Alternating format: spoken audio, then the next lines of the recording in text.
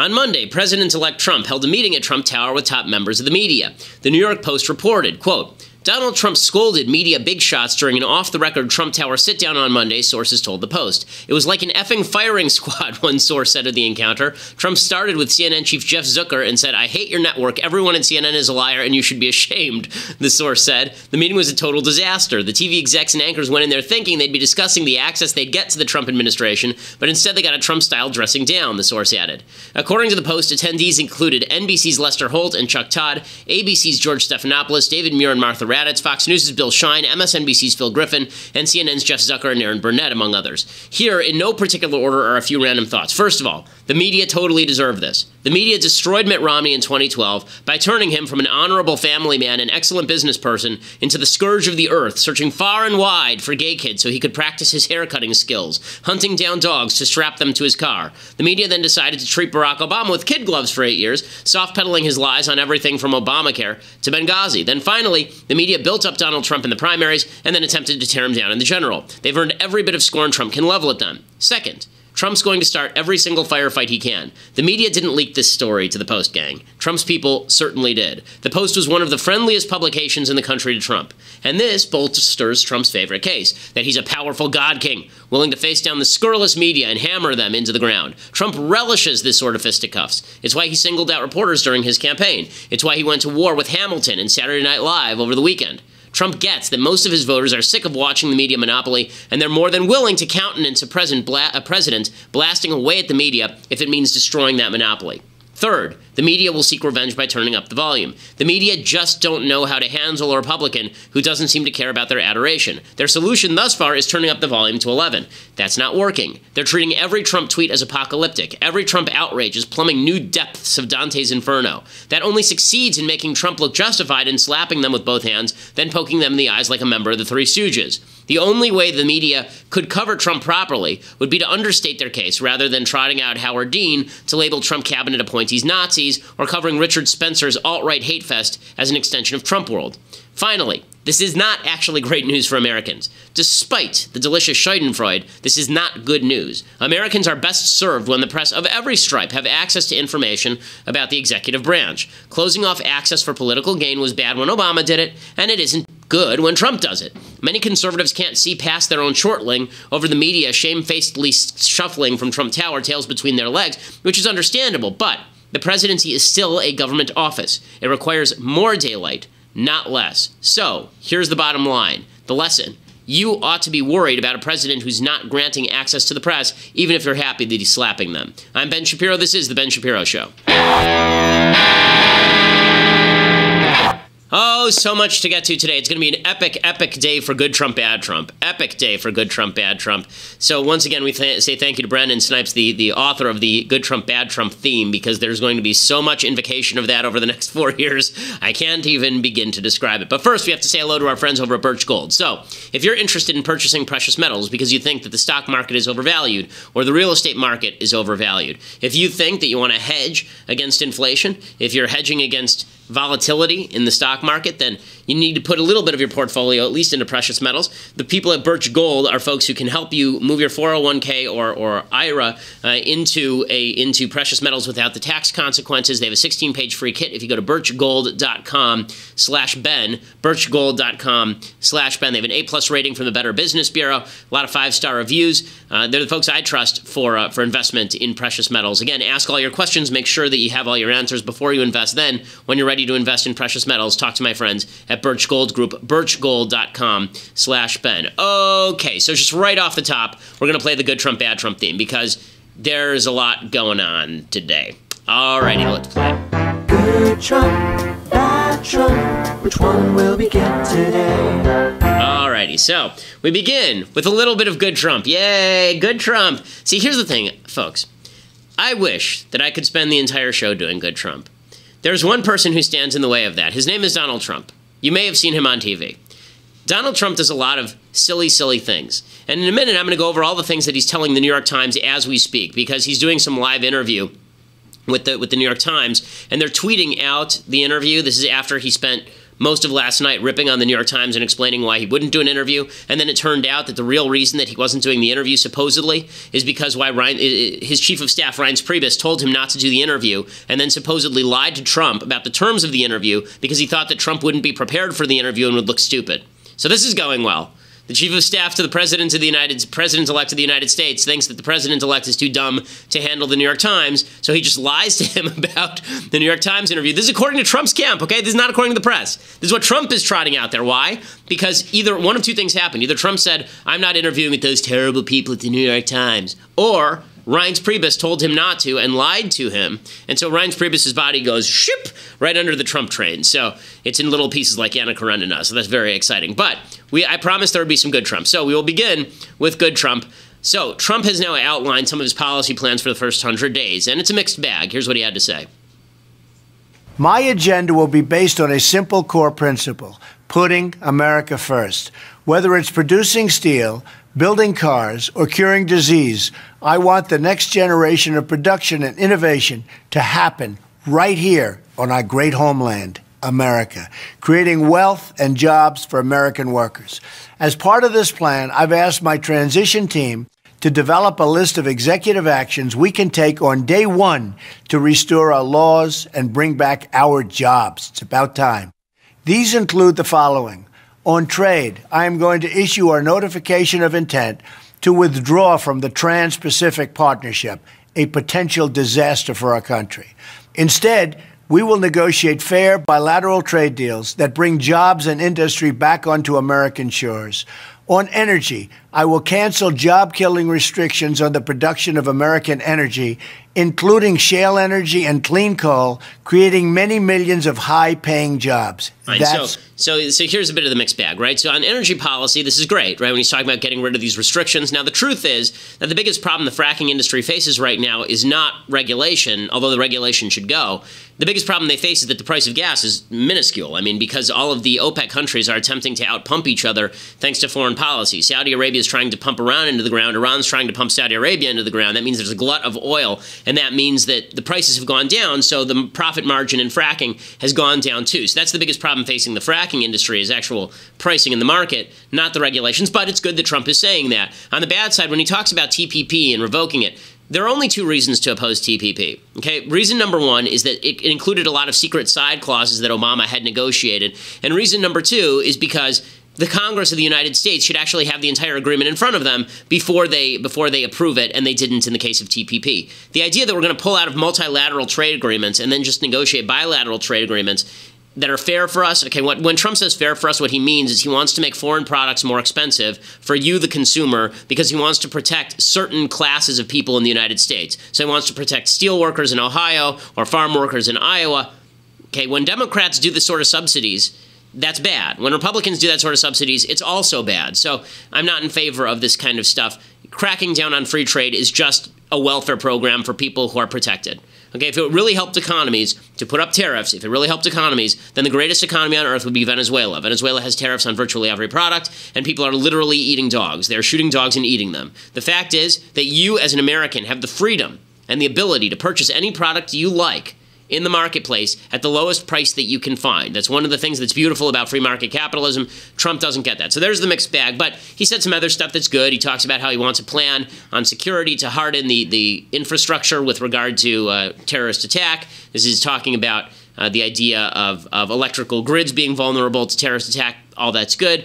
There are a few things he didn't mention. He didn't mention the wall. He didn't mention getting rid of Obama's executive amnesty. He didn't mention tearing up the Iran deal. So a lot of the big promises he made, he completely ignored. But, you know, what he said here, I would say about 70% of this is correct. So good for him. Other good Trump. So there was a cop that was shot in San Antonio, died.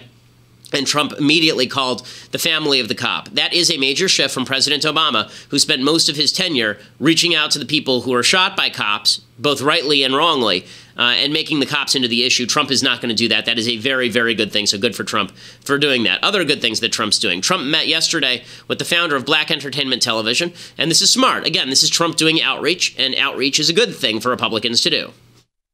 Does it disturb you? How do you get your arms around the fact that you've got people like that supporting him, but you had what you describe as a positive, frank, and candid meeting, and you think he's committed to reaching out to Black America? You know, as an African American who's been in business and had to come up and grow up from someone who was the first to go to college to create successful businesses and create wealth for myself and a number of other African Americans, I know that there are people like that in America. It's been that way ever since slavery existed in this country. They're not going to go away tomorrow or the next day. Okay, so he actually came out and he said that he was happy that he met with Trump and they're hoping that they can work together. Again, smart of Trump to reach out in that way. Okay, so all of that is good Trump, or at least decent Trump. Now it's time for some bad Trump. Oh no. So, a few things to begin. First of all, you remember that Trump had in Mitt Romney to the White House and said that he wanted to, or to Trump Tower, and said that he wanted to consider him for Secretary of State. In this off-the-record meeting with the press, he then started bragging that Romney desperately wanted to be Secretary of State. He also had Kelly Ayotte, the senator from New Hampshire, who didn't back him, and there was talk about her possibly being Secretary of State or Sec Defense, and Trump just said to the New York Times, "We're not going to use Kelly Ayotte. I don't even like Kelly Ayotte." So he's just bringing these people in to stomp on their faces, which, is that surprising? No, of course it's not surprising. This is Donald Trump you're talking about. Of course Trump was going to do this. I spoke with a higher up, and one of these people who is not a big Trump backer met with Trump, and I spoke with a higher up in this person's team, and I said, you should just be aware he's going to stomp on your face at the first available opportunity. Yes, he will. Okay, so start with that. Now, Trump is also backing away from, you recall, just a few short days ago, you recall, stadiums full of people shouting, "Lock her up, lock her up, lock her up," about Hillary Clinton. Remember? I'm old enough to remember that. Aren't you old enough to remember that? I think you are. If you're watching this show, I hope you are, because it's obscene for those under the age of 2 weeks. But the bottom line is that now Donald Trump is backing off of this. Kellyanne Conway, who's his campaign manager, now she's saying that Donald Trump will not move for prosecution of Hillary Clinton. So, before we even get to this, let me just point something out. If Barack Obama, okay, we're going to use the prop we used yesterday. This is the other foot shoe, right? You remember this? This is the shoe that says, take what Trump is doing, pretend Hillary was doing it, and then see if you like it. If Hillary Clinton had been elected and she said, "I am not going to pursue investigation of the Clinton Foundation," we would have said, that's bad. The president doesn't get to decide those sorts of things. When Barack Obama took office, if he had said before taking office, "I am going to tell Eric Holder to ignore all possible prosecution of the Black Panthers," people would have said, "Oh, that's bad. You're not supposed to do that. The President of the United States, or the President-elect, is not supposed to direct the Attorney General to investigate or not investigate anything." By Kellyanne Conway, she says, don't worry, Donald Trump isn't going to prosecute Hillary Clinton again. Just for people who don't understand the Constitution, prosecutorial power lies with the Department of Justice. The president doesn't get to prosecute people. The Supreme Court, Trump didn't know this, but the Supreme Court doesn't get to prosecute people. The Congress only gets to impeach people. Okay, they get to issue contempt orders also. But here's Kellyanne Conway saying something that if Hillary said it, we'd be a little bit upset about. I think when the president-elect, who's also the head of your party now, Joe, tells you before he's even inaugurated he doesn't wish to pursue these charges, it sends a very strong message, tone and content, to the members. And I think Hillary Clinton still has to face the fact that a majority of Americans don't find her to be honest or trustworthy. But if Donald Trump can help her heal, then perhaps that's a good thing. Help her heal? I didn't remember those chants in the stadiums. Help her heal. Help her heal. I don't remember those. Kellyanne Conway, by the way, here you're put on warning, folks. If you think that Trump's going to keep all his promises, you have now been officially warned by Kellyanne Conway. She says, well, yeah. I think he's thinking of many different things as he prepares to become the president of the United States. And things that sound like the campaign aren't among them. Okay, so things that sound like the campaign are not things he's going to do. Wait a second, so what is he going to do? Because I thought that the campaign is where you tell people what you're going to do. I thought that's what campaigns were for. What was the campaign for then? Was it just because he likes speaking in front of crowds? Okay, so look, he's not president yet. We'll hold off judgment on what he does as president until we know what he's actually going to do, right? But the idea that you're going to get all the things that you wanted, remember, he was saying this. He actually said, all your dreams will come true if he's elected. Well, that first dream, that Hillary would go to prison, that dream is not coming true because he's actually actively interfering with the criminal justice system. So let's start with that. Okay, other things that Trump is doing. Okay, so this interview with the New York Times is truly astonishing, and it just demonstrates that there are not really Trump kept talking during the campaign about how he would turn into presidential Trump, how he would just become magically presidential Trump. And I'm trying to be intellectually honest, folks. I know I'm saying things that people don't want to hear. That's because we're being intellectually honest here. We're trying to analyze this guy like he's the leader of the free world or the president-elect of the United States, not like he's our best friend and we're so excited he got elected. Oh, let's grant him all the opportunity. I don't believe in honeymoons. I don't. I believe in them when you're married. I don't believe in them in politics. There's no such thing as a honeymoon in politics. Once you have power, it's not my job to owe you support. It is your job to do your job for me. You work for me. Donald Trump works for me. Donald Trump works for you. We do not work for Donald Trump. We do not work for him. It's not our job to support him. It is our job to say he's the president of the United States and he has governing power, but that comes along with some responsibility. So it is his job to live up to that responsibility, not our job to play nice with him when he does not. So just start with what he is saying today in this New York Times interview. So first he starts with ripping the New York Times. Okay, that's sort of normal. And he talks about the Electoral College, and then he starts talking about the alt-right. And he says about his alt-right supporters. So for people who haven't been following this show, we were some of the first people to expose the alt-right. The alt-right, the alternative right, it's a group of people. There's a lot of people who identify as alt-right who don't actually know what the alt-right is, right? They think they're alt-right because they like memes and they don't like Paul Ryan. That's not alt-right. Alt-right is people who believe in the philosophy of Richard Spencer or Jared Taylor. These are people who believe in the philosophy of Vox Day. They believe that Western civilization is inherently and inextricably bound up with European ethnicity.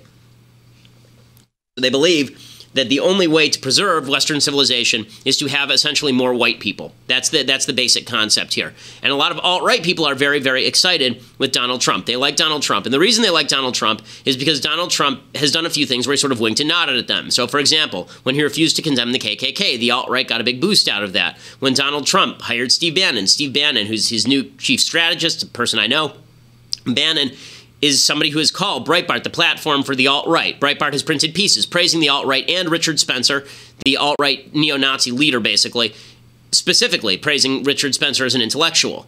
Right, so Steve Bannon, in an interview with the Wall Street Journal, he downplayed the alt-right as, oh, they're just a group of people who don't like Paul Ryan and Mitch McConnell and they don't care about small government. No, that's not the whole thing. He acknowledged, Bannon did, yeah, there's a tinge of racism and anti-Semitism to the alt-right, but that's just fringy. That's just fringy stuff. No, the alt-right has a very specific philosophy. They mean what they say. Here is Trump on the alt-right. It's not a group I want to energize, and if they are energized, I want to look into it and find out why. I have a few ideas. Perhaps you shouldn't have hired the guy who said that he created Breitbart into a platform for the alt-right and then proceeded to downplay what the alt-right was in the pages of the Wall Street Journal and then say that the alt-right's racism and anti-Semitism are not really part of the movement, okay? Maybe that's why the alt-right is really excited about your administration, and maybe you should think about that a little bit more deeply. And then Trump reiterated that he was not interested in investigating the Clintons, and then he said that he's keeping his mind open on anthropogenic climate change. So he's saying that the climate change treaties he'll think about deeply, which is for sure Obama in his ear. And then this is the part that's truly amazing, right? He was asked about his companies. So we're going to get into some of his business conflicts in a second. Because again, if you want to see an actual successful Republican presidency, the president cannot be impeached because he's using the power of the federal government to boost his businesses. That's a bad thing. Right, where I come from, that's a bad thing. If you're rooting for Trump to succeed, you want him to separate off from his businesses so he's not involved in corruption. Well, we'll explain what exactly is happening with that in just a second. But to do that, you have to go over to dailywire.com and subscribe. $8 a month gets you a subscription. You can watch the rest of this show live. You can be part of the mailbag. We're going to be doing that tomorrow. We're going to deconstruct the culture a little bit later, and you get to watch us deconstruct the culture a little bit later in the program. $8 a month buys you not only access to the rest of my show live, but also Clavin's show live on video. You also get to be part of his mailbag. You also get a free copy right now. If you get an annual subscription, you get a free copy of my book, True Allegiance, signed, and you can frame it, and it can be something that you hand down to your children because you once got a signed copy from me, which is amazing. But dailywire.com is the place to go if you want to subscribe. Check it out right now.